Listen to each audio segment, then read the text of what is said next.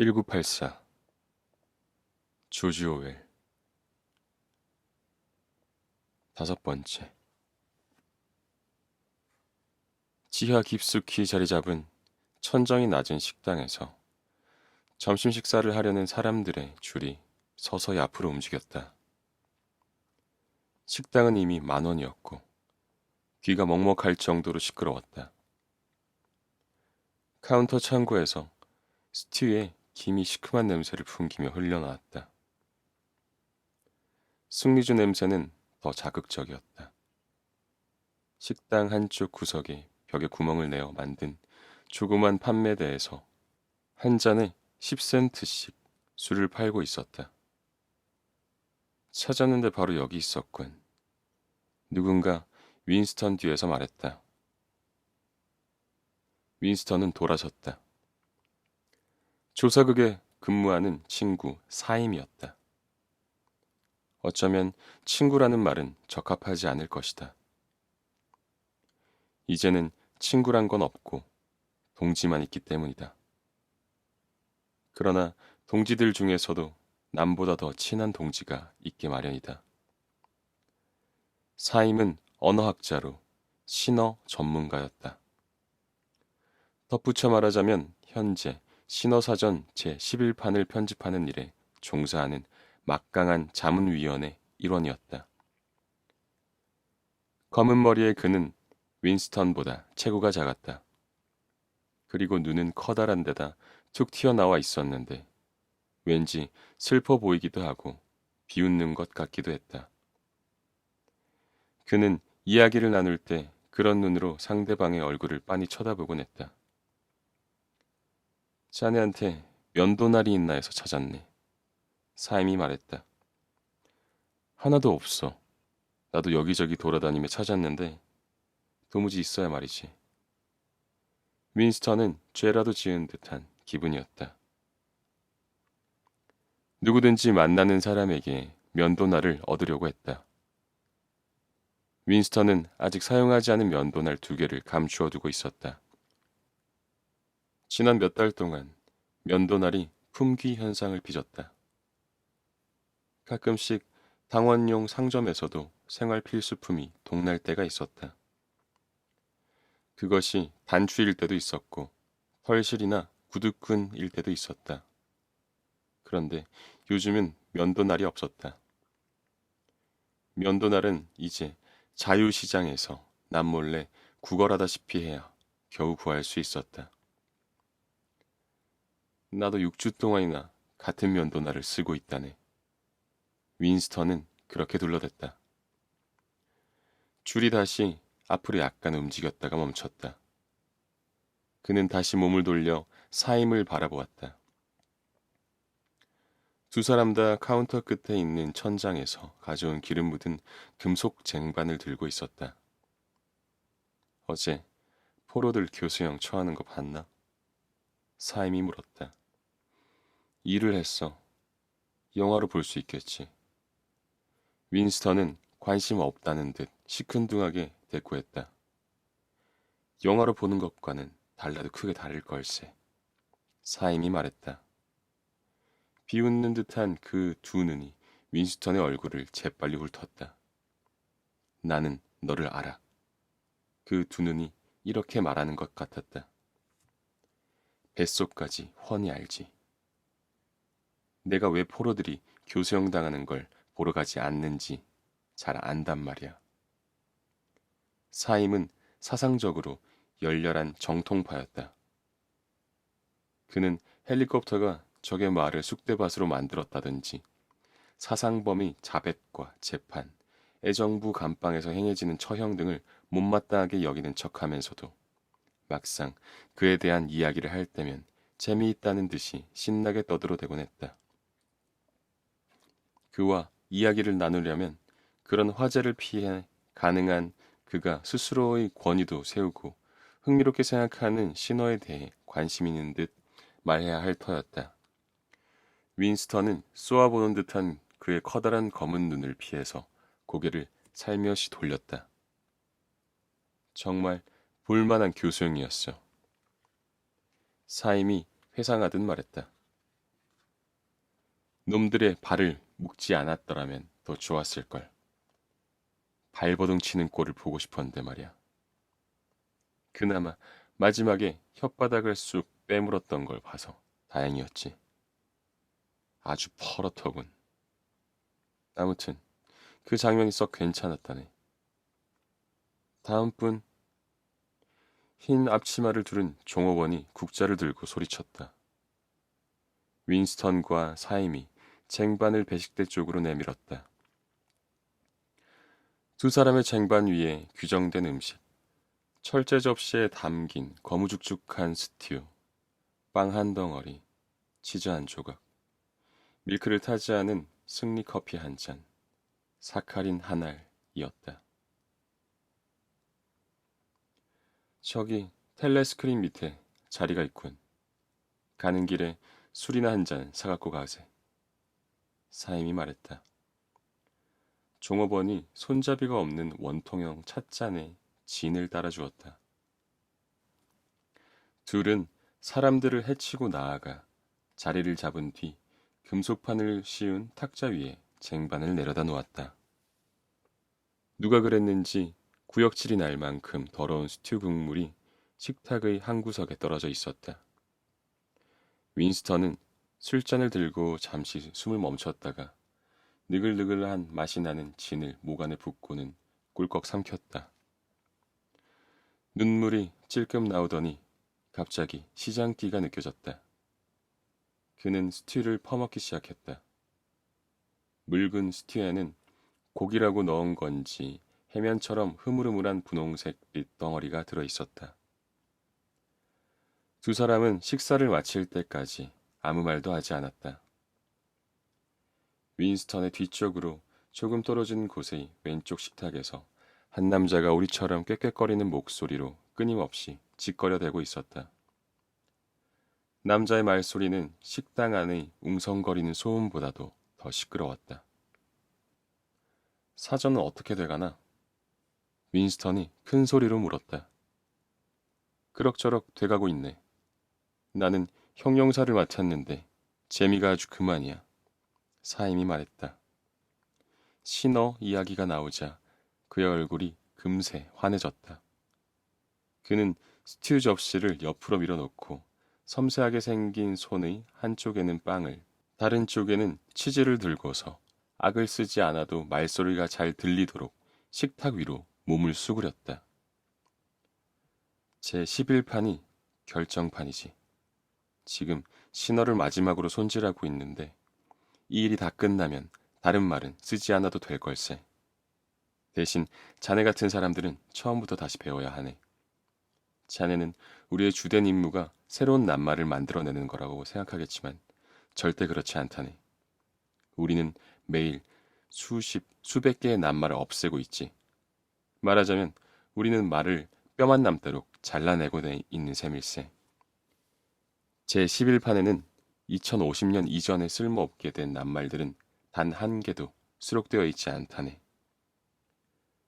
사임은 허기진 듯 빵을 덥석 베어 물고 몇 번 씹지도 않은 채 꿀꺽 삼켰다. 그러고는 현학적인 말들을 계속해서 열심히 늘어놓았다.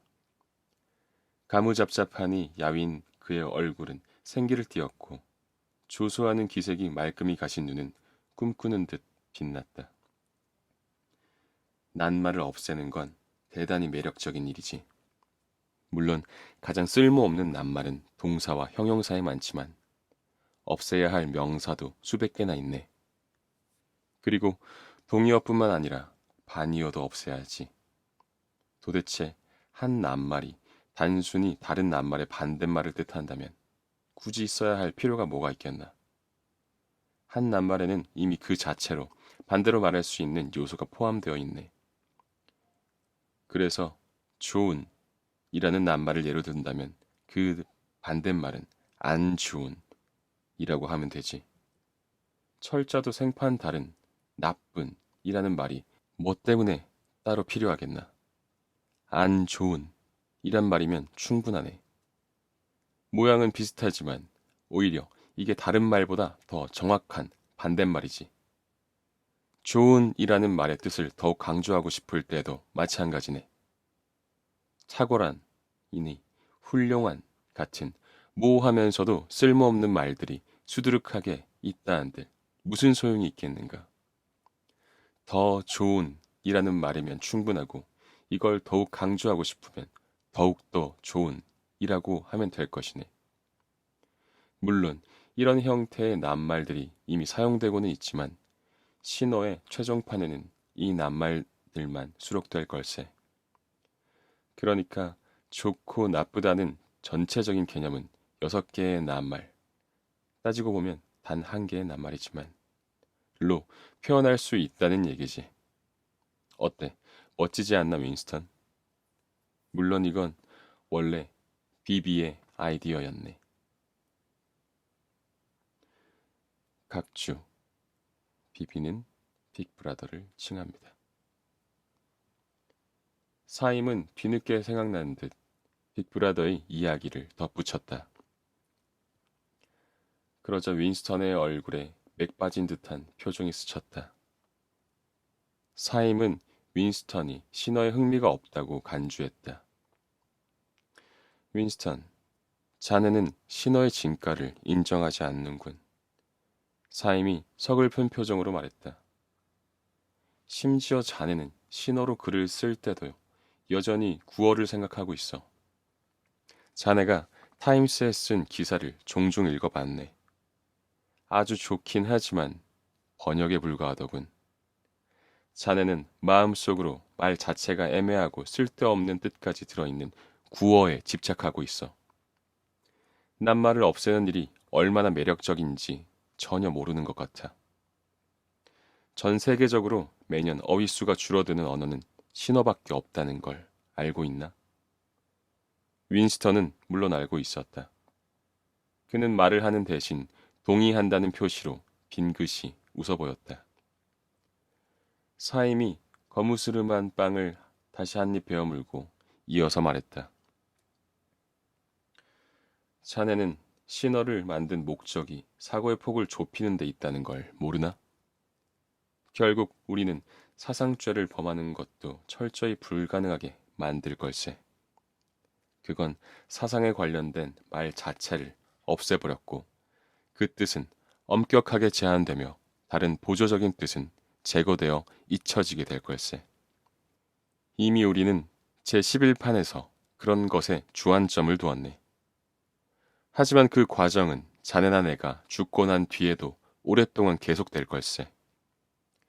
세월이 흐를수록 낱말 수는 줄어들고 그에 따라 의식의 폭도 좁아지게 되는 거지. 물론 지금도 사상죄를 범한 것에 대해 이렇다 저렇다 이유나 구실을 댈 수는 없네. 그것은 단지 자기 수양이나 현실 통제를 못한 탓이지. 하지만 결국 그렇게 하는 것조차 필요 없게 될 걸세. 언어가 완성될 때 혁명도 완수될 것이네. 신어는 영사이고 영사는 신어일세. 그는 그렇게 말하고 만족스러운 표정을 지으며 덧붙였다. 윈스턴, 늦어도 2050년까지 지금 우리가 사용하는 말을 이해할 수 있는 사람이 단 한 명이라도 살아있을 것 같은가? 글쎄. 윈스턴은 머뭇거리다가 입을 다물어 버렸다. 무산계급 외에는 이란 말이 혀끝까지 나왔지만 그것이 이단의 냄새를 풍기는 비정통주의적인 말이지 않을까 싶어서 입을 다물었던 것이다. 그러나 사임은 윈스턴이 하려는 말이 무엇인지 금세 알아챘다. 무산계급인 노동자들은 인간이 아닐세. 그가 거침없이 말했다. 2050년까지는 어쩌면 그 전이 될 수도 있겠지만 구어에 대한 지식은 모두 사라질 걸세. 과거의 모든 문학도 없어질 거고 초서, 셰익스피어, 밀턴, 바이런 같은 작가들은 신어로 번역된 상태에서만 존재하게 될 것이네. 그것도 단순히 신어로 바뀌는 게 아니라 내용도 바뀌고 의미조차 반대로 바뀔 걸세. 심지어 당의 문학까지도 변할 것이네. 슬로건도 마찬가지고 자유의 개념이 없어졌는데 자유는 예속이란 슬로건이 어떻게 있을 수 있겠나. 모든 사상적 분위기도 달라질 것이네. 사실상 우리가 지금 알고 있는 사상 따위는 더 이상 존재하지 않을 걸세. 정통주의는 생각하지 않는 것, 생각할 필요도 없는 걸 뜻하네. 요컨대 정통주의란 무의식 그 자체일세. 머지않아 사임은 증발될 것이다. 윈스턴은 문득 그런 확신을 품었다. 그는 너무 지적인 인물이다. 모든 것을 지나칠 만큼 정확하게 관찰하고 분명하게 이야기한다. 당은 사임 같은 사람들을 좋아하지 않는다. 언젠가 그는 사라질 것이다.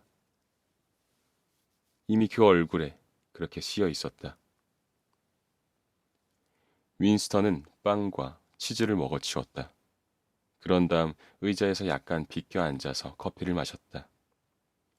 왼쪽 식탁에 앉아 있는 남자는 여전히 귀에 거슬리는 목소리로 거리낌 없이 떠들고 있었다.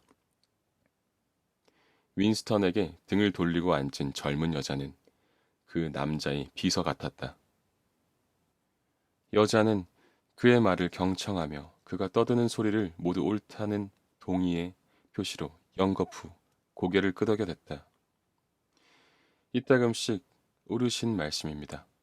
저도 그렇게 생각합니다. 라는 청순하면서도 다소 어리숭한 여자의 음성이 들렸다. 그런데 여자가 아양을 떠는 동안에도 다른 목소리의 주인공은 쉴 새 없이 짓거려댔다. 윈스턴은 남자가 창작국의 요직에 있다는 것 외에는 그에 대해서 아는 바가 없었다. 그저 안면만 있었을 뿐이었다. 남자는 30살쯤 되어 보였는데 목이 굵고 입이 큰 데다 어딘지 변덕스러운 인상이었다. 머리를 뒤로 약간 젖힌 상태에서 비스듬히 앉아있는 각도 때문에 그의 안경이 빛을 받고 있어 윈스턴 쪽에서 눈 대신 두 개의 텅 빈 유리알만 보였다. 그런데 그의 입에서는 말소리가 끊임없이 흘러나오는데도 윈스턴은 거의 한마디도 알아들을 수가 없어서 으스스한 기분이 들었다. 활자로 인쇄되어 한꺼번에 빠르게 쏟아져 나오는 듯한 그의 말 속에서 이윽고 윈스턴이 언뜻 주워들은 말은 골드스타인 주의의 완벽한 제거라는 것이었다. 그 나머지는 영락없이 오리가 꽥꽥거리는 소리 같았다. 윈스턴은 남자의 말을 정확히 알아들을 수는 없었지만 무슨 이야기를 하는지는 대충 알 것 같았다. 남자는 골드스타인을 비난하고 있거나 사상범과 태업자들에 대한 더욱 강경한 조치를 주장하고 있었을 것이다. 아니면 유라시아 군대의 잔악행위에 격분하거나 빅브라더와 말라바 전선의 영웅들을 찬양하고 있으리라. 아무튼 어떤 것이든 마찬가지이다.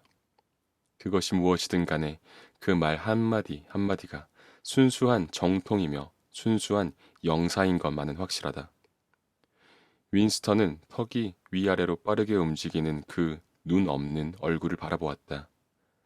순간 남자가 진짜 사람이 아니라 일종의 꼭두각시라는 이상한 생각이 들었다. 말을 하고 있는 것은 남자의 머리가 아니라 그의 목구멍이다. 그가 내뱉는 것은 단어로 이루어져 있지만 진정한 의미에서 말은 아니다. 그저 오리가 꽥꽥거리는 것처럼 무의식적으로 나오는 소음일 뿐이다. 사임은 잠시 침묵을 지킨 채 식탁에 떨어져 있는 스튜 국물을 스푼 손잡이로 찍어서 그림을 그리고 있었다. 옆 식탁의 남자는 주위의 시끄러운 소음에도 아랑곳하지 않고 계속해서 꽥꽥거렸다. 신화에는 이런 낱말이 있네. 사임이 말했다. 자네도 알고 있는지 모르지만 오리말, dog speak 이란 오리처럼 꽥꽥대는 것을 뜻하지.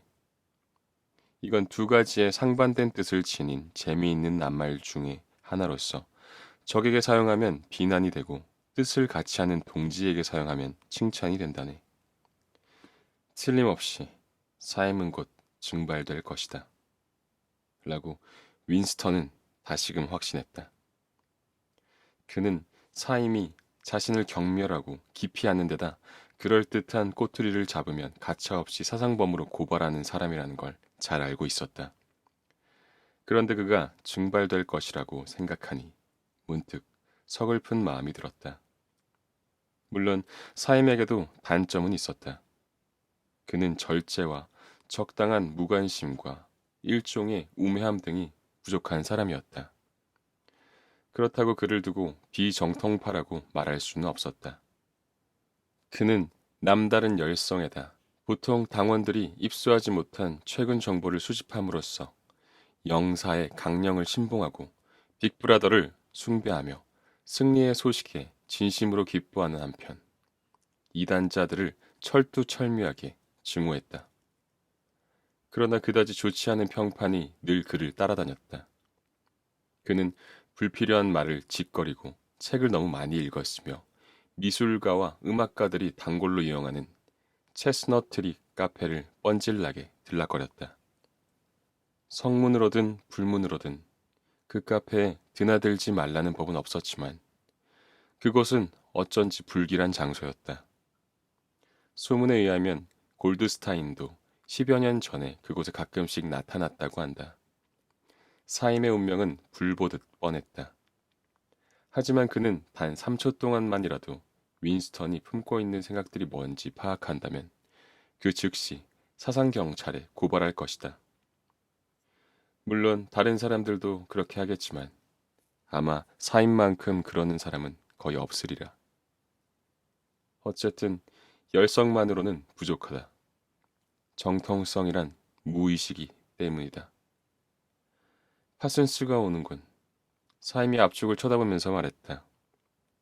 그의 말 속에는 지겨운 바보 녀석이란 욕이 숨어 있었다. 승리 맨션에서 윈스턴과 이웃하여 사는 파슨스가 식당을 가로질러 다가오는 것이 보였다. 통통한 몸집, 중간 키, 그리고 금발인 파슨스의 얼굴은 개구리와 비슷했다. 35살에 벌써 목덜미와 허리에 두툼한 비계살이 붙었지만 그래도 그의 몸놀림은 민첩하고 소년처럼 팔팔했다. 그의 외모 전체가 꼭 덩치만 커다란 아이 같았다. 그래서 규정된 제복 차림이긴 해도 푸른색 바지에 회색 셔츠를 입고 빨간 머플러를 두른 스파이단을 연상하지 않을 수 없었다. 그를 떠올릴 때면 언제나 바지 무릎이 불룩 나오고 통통한 팔목까지 소매를 걷어올린 모습이 연상되었다. 사실 파슨스는 단체 행군이나 이런저런 육체적인 활동을 할 때마다 늘 그 핑계를 대고 반바지로 갈아입곤 했다. 그는 그들 두 사람에게 어이 여보게들 하고 쾌활하게 인사를 건넸다. 그러고는 땀냄새를 물씬 풍기며 의자에 앉았다. 그의 불그레한 얼굴에서 땀이 줄줄 흘러내렸다. 그는 유난히도 땀을 많이 흘렸다.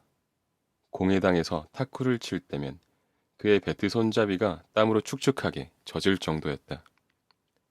사임은 손가락 사이에 볼펜을 끼운 채 글씨가 빽빽하게 적혀 있는 기다란 종이 쪽지를 펼쳐든 채 그 내용을 검토하고 있었다. 점심시간에도 부지런을 떠는 꼴 좀 보게. 파슨스가 윈스턴을 팔꿈치로 쿡쿡 찌르면서 말했다.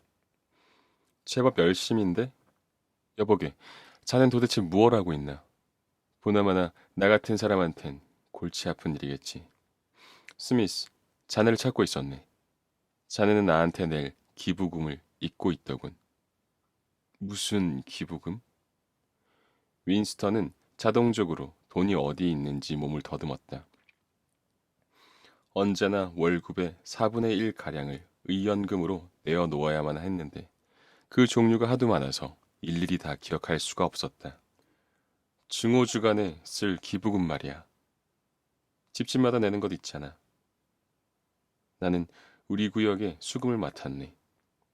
우리는 지금 최선을 다하고 있는데 굉장한 전시 효과를 거두게 될 거야. 자네한테 미리 말하자면 유서 깊은 승리 맨션이 다른 데보다 큰 깃발을 장식하지 못한데도 그건 내 잘못이 아니야. 자넨 $2 내겠다고 약속했지? 윈스턴이 주머니를 뒤져서 때가 묻고 너덜너덜한 지폐 2장을 꺼내자 무지렁이들이 흔히 그렇듯 파슨스가 조그만 수첩에다 글씨를 꼼꼼하게 적어 넣었다. 그런데 말이야. 파슨스가 말했다. 어제 우리 애들이 자네에게 고무총을 쐈다면서. 따끔하게 혼내줬네. 또 한 번 그런 짓을 하면 고무총을 압수하겠다고 으림장을 놓았지. 처형장에 못 가서 화가 났던 모양이야. 윈스턴이 말했다. 그래, 정신만은 옳게 박힌 애들이야. 둘 다 말썽꾸러기긴 하지만 똘똘한 녀석들이지. 그 애들의 생각은 온통 스파이단하고 전쟁뿐일세. 지난 토요일에 우리 집 딸년이 대원들과 버크햄 스테이트로 행군을 나갔을 때 무슨 짓을 했는지 아나? 아, 글쎄 다른 계집애 둘을 데리고 대화를 몰래 이탈해서는 오후 내내 수상한 자를 뒤쫓았다지 뭔가. 딸의 말로는 2시간 동안 그자의 꽁무니를 따라 숲속으로 들어갔다가 에모샴에 도착하자마자 경찰에 넘겼다는 거야. 아니, 그 애들이 뭐 때문에 그런 짓을 했지? 윈스턴이 약간 머뭇거리다가 물었다. 파슨스는 의기양양해서 계속 떠들어댔다. 그자가 적의 끈앞풀이라고 생각했다는 거야. 말하자면 낙하산을 타고 침투한 적의 정보원이라고 말일세. 그런데 여보기, 중요한 건 바로 이거야. 처음에 우리 딸년이 그자의 무얼 보고 수상히 여긴 줄 아나? 그자가 신고 있는 이상한 신발이었다는 건. 딸년은 그런 신발을 신은 사람을 그때까지 한 번도 보지 못했대. 그래서 그가 외국 사람이라고 생각했다는 거야. 어때? 7살짜리 치고는 꽤 똑똑하지? 그 사람은 어떻게 됐나? 윈스턴이 물었다. 그건 몰라. 하지만 이렇게 됐더라도 놀랄 건 없지 뭐. 파슨스가 총을 겨누는 신용을 하면서 혀를 움직여 총소리를 냈다. 좋아. 사임이 종이 쪽지를 바라보면서 혼잣말처럼 말했다. 물론 놀랄 건 없지. 윈스턴이 동의하듯 말했다. 내가 말하고 싶은 건 전쟁이 지금도 계속되고 있다는 거야. 파슨스가 말했다. 마치 그 말을 확인이라도 하려는 듯 그들 바로 위에 있는 텔레스크린에서 나팔 소리가 힘차게 울려 나왔다. 그런데 이번에는 군대의 승리를 알리는 것이 아니라 풍여부에서 내보내는 공지사항이었다. 동지들, 젊은이의 목소리가 우렁차게 들렸다. 동지들, 주목하십시오. 지금부터 영광스러운 소식을 전하겠습니다. 우리는 생산 전선에서 승리를 거두었습니다. 방금 완료된 각종 소비재 생산 통계에 의하면 생활 수준이 작년보다 20% 이상이나 향상되었다고 합니다. 오늘 아침 오세아니아 전역에 걸쳐서 열화 같은 자발적인 집회가 벌어졌습니다. 여러 공장과 직장에서 쏟아져 나온 노동자들이 깃발을 든 채 거리를 행진하면서 탁월하신 영도력으로 우리에게 새롭고 행복한 삶을 주신 빅브라더께 감사드린다고 목이 터져라 외쳤습니다. 여기 목표 달성이 완료된 통계 수치가 있습니다.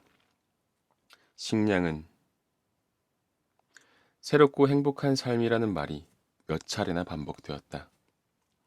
그것은 최근 들어 풍여부가 즐겨 쓰는 상투적인 말이었다. 나팔 소리에 넋을 놓고 있던 파슨스가 지루함을 참으며 진지한 표정으로 귀를 기울이고 있었다. 그는 통계 수치를 이해하지 못했다. 그렇더라도 무언가 만족할 만한 것이 발표된다고 생각하고 있었다.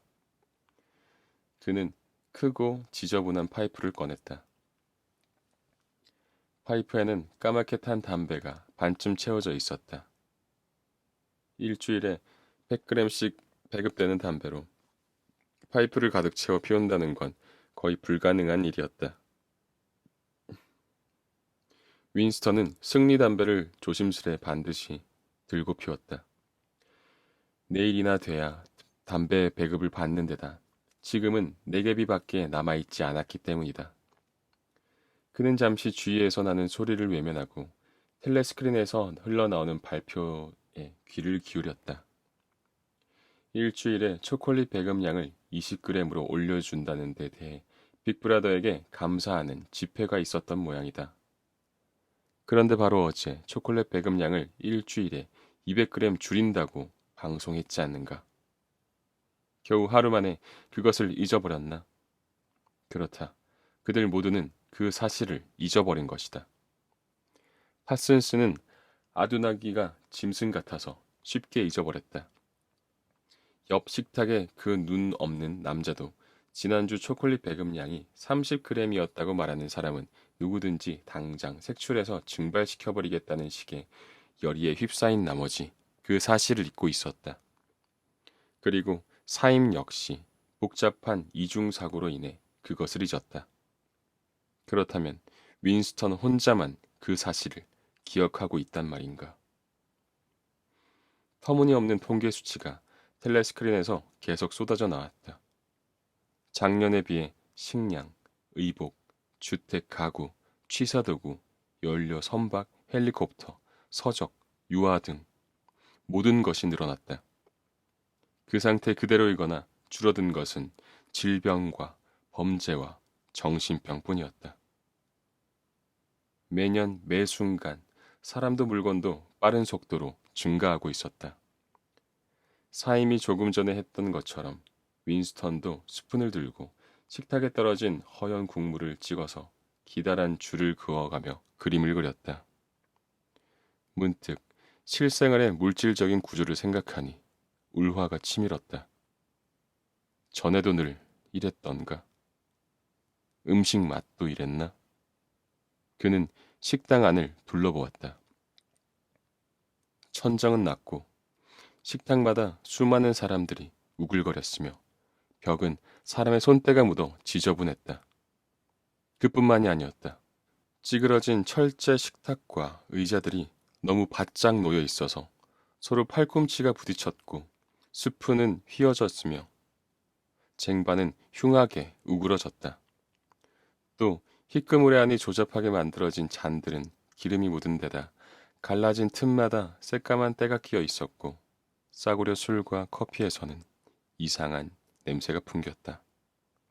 게다가 시티에서는 쇳내가, 더러운 옷에서는 이런저런 냄새들이 뒤섞인 시큼한 악취가 코를 찔렀다. 그러다 보니 위장과 피부가 마땅히 누려야 할 권리를 빼앗긴 데에 대해 반발하듯 민감하게 반응하면서 그것들을 받아들이기를 한사코 거부했다. 그렇다면 예전에는 지금과 크게 달랐을까? 사실 달랐다고 생각할 만한 것이 하나도 없었다. 그가 분명히 기억하건대 언제나 먹을 것이 부족한 가운데 사람들은 구멍 뚫린 양말과 속옷을 입었고 가구는 낡아서 금방이라도 부서질 것 같았으며 집은 한 귀퉁이가 무너져 내려 있는가 하면 방은 난방이 되지 않아서 추웠다. 그런데다 지하철은 항상 10,000원이었고 빵은 색깔부터가 거무튀튀했으며 홍차는 귀해서 커피는 맛이 없어서 마시기 힘들었다. 그리고 담배도 모자랐지만 혼합주 외에는 무엇 하나 값싸고 풍부한 게 없었다. 인간의 몸은 늙어가고 그에 따라 점점 시들어간다. 하지만 그것을 자연의 섭리로만 돌릴 수는 없을 것이다. 불안과 불결과 궁핍에 시달리는 한편 기나긴 겨울의 추위 속에서 찢어진 양말에 좀처럼 작동하지 않는 엘리베이터, 차가운 물, 돌처럼 거친 피부, 부스러지는 담배, 지독하게 맛이 없는 음식 따위로 병들어 간다면 이것이 자연의 섭리라고 할 수 있을까? 그리고 모든 것이 달랐던 옛날을 기억도 못하면서 사람들은 왜 현실이 견딜 수 없는 것이라고 느끼는 걸까? 윈스턴은 다시금 식당 안을 둘러보았다.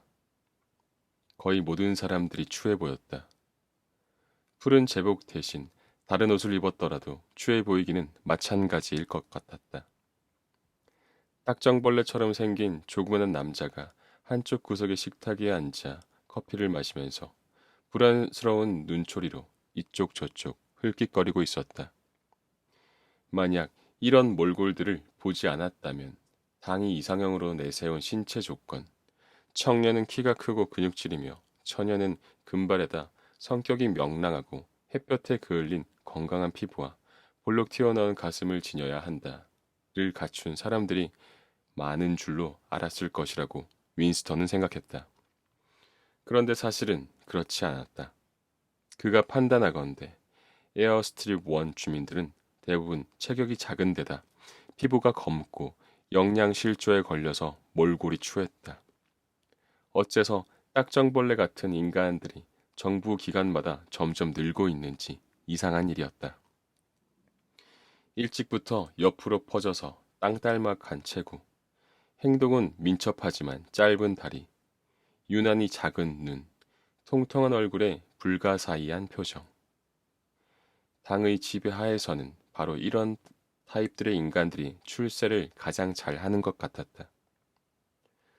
풍요부의 방송이 또 한 번의 나팔 소리로 끝나면서 쇳소리 같은 음악이 흘러나오기 시작했다. 엄청난 통계 숫자에 감격했는지 파슨스가 입에서 파이프를 떼며 말했다. 풍요부는 올해 아주 근사한 일을 했어.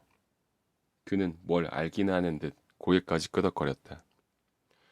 그건 그렇고 여보기 스미스, 자네 면도날 좀 있으면 빌려주겠나? 없네. 면도날 한 개로 6주 동안이나 쓰고 있다네. 윈스턴이 대답했다.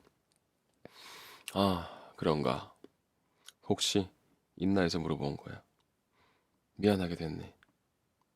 윈스턴이 말했다.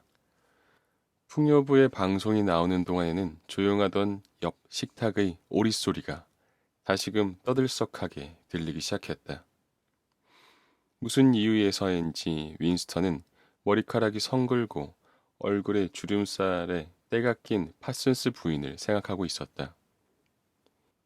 2년 안에 그녀의 자식들은 자신들의 어머니를 사상경찰에 고발할 것이다. 그러면 파슨스 부인은 증발된다. 사임도 증발될 것이다. 오브라이언도 윈스턴도 증발되리라. 하지만 파슨스는 무사할 것이다. 꾀꾀거리며 떠들어대는 저 눈 없는 남자도 증발되지 않을 것이다. 정보기관의 미로 같은 복도를 재빠르게 뛰어다니는 조그마한 딱정벌레 같은 남자들도 절대로 증발되지 않으리라. 창작국의 검은 머리 여자도 증발되지 않을 것이다. 윈스턴은 그 정확한 기준은 몰라도 누가 살아남고 누가 없어질지 본능적으로 알 것 같았다. 어느 순간 그는 움찔하며 공상에서 깨어났다. 옆 식탁에 앉은 여자가 몸을 반쯤 돌려 그를 쳐다보았는데 바로 그 검은 머리의 여자였던 것이다. 여자는 곁눈질로 매섭게 그를 쳐다보고 있었다. 그러다 그와 눈이 마주치자 재빨리 시선을 다른 데로 돌렸다. 윈스턴의 등줄기에서 식은땀이 흘렀다. 공포의 전율이 온몸을 스치고 지나갔다. 공포심은 이내 가셨지만 아직도 그의 몸에는 불안의 여운이 남아 있었다. 그녀는 왜 그를 주시하고 있었을까? 어째서 그를 쫓아다니고 있을까? 불행하게도 그는 식당에 도착했을 때 그녀가 자기보다 먼저 그곳에 와 있었는지 나중에 왔는지 기억할 수가 없었다. 아무튼 어제 2분 증오 때 반드시 그래야 할 필요가 없는데도 그녀는 그의 바로 뒤에 앉아 있었다. 그녀의 목적은 그의 이야기에 귀를 기울여 그가 큰 소리로 외치는지를 확인하려는 것이 분명했다. 그의 뇌리에 불현듯 전에 했던 생각이 떠올랐다. 어쩌면 그녀는 사상경찰이 아닐지도 모른다. 하지만 그 대신에 가장 경계해야 할 아마추어 첩보원일 가능성이 높다.